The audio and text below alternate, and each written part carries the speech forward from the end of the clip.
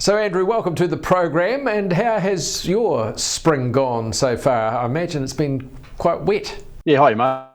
It was a good wet spring this year, but probably well needed actually. For the last 3 or 4 years, we've probably been 200 or 300 mil down on average rainfall. So the water table's been very low, and we need a decent wet spring like this to lift it up. So the water table's certainly looking a lot fuller at the moment, and hopefully that bodes well going into the summer. So, but I mean, you always get surprised when you get the westerly winds come through and just how quickly it dries out. So we can only cross our fingers and hope we get little showers all the way through.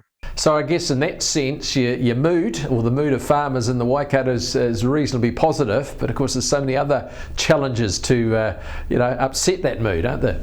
I suppose we're on the good side of positive, I suppose, but with all the incoming legislation and uncertainty around with three waters, emissions trading, essential fresh water, you name it, they're throwing it at us. It's there's a lot of farmers there who probably aren't super positive actually. You just need to look at the real estate pages in the local papers, and they're the fullest I've ever seen for farms on the market. So some guys are just deciding we've had enough of this and we're pulling the pin. So which isn't great either. But so I think the only thing that's keeping us reasonably positive is still that for a dairy farmer is that the milk price is still well above average.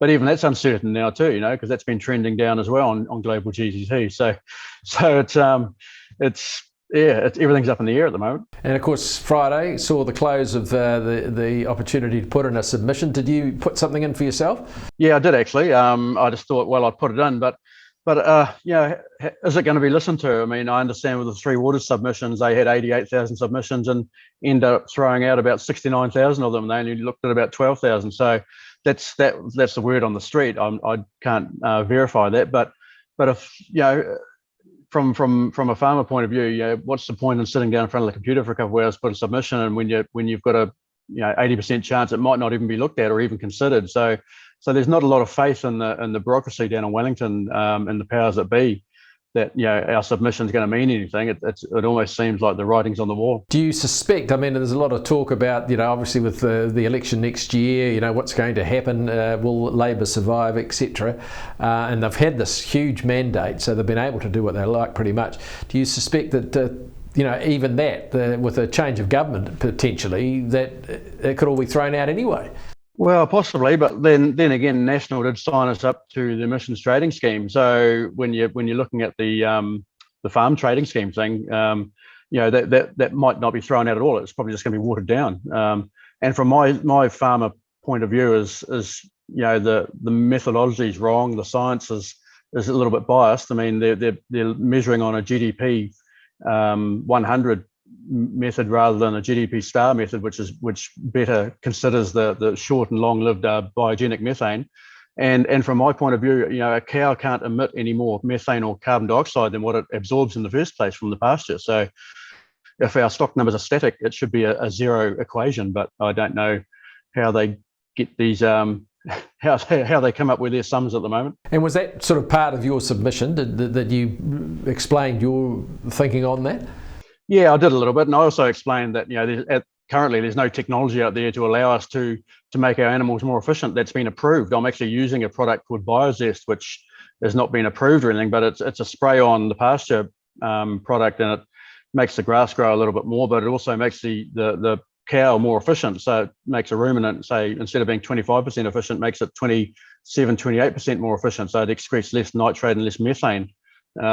So it's been peer reviewed and it's had some papers out, but the powers that be won't recognise it at the moment. So there's a lot of technology coming through in New Zealand that doesn't seem to be recognised, but would help us a lot. So and I'm worried if the government may be worried that if we did get accepted and we start proving that we're sequestering more carbon than they expect, they'll be writing us out a check rather than the other way around. So I mean, are you sort of optimistic that things will change if given the motivation? I mean, many farmers, I heard there was 11,000 submissions, but if there were 88,000 for the water, I imagine there'd almost be, you'd think it'd be just about as much for this.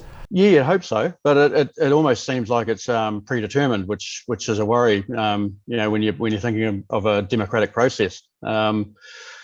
So I can I can only hope. But to be honest, I'm not overly optimistic on it. I think, like Three Waters, they've essentially got their infrastructure in place and they're ready to go, and they're going to push the go button, and it's about virtual signaling to the rest of the world that we're doing something. And then giving the opportunity for the rest of the world to take over when we lose 20% of our sheep and beef production. Yeah, definitely. It's not going to help the global situation at all if we have emissions leakage and go offshore, and they're doing more inefficient production overseas.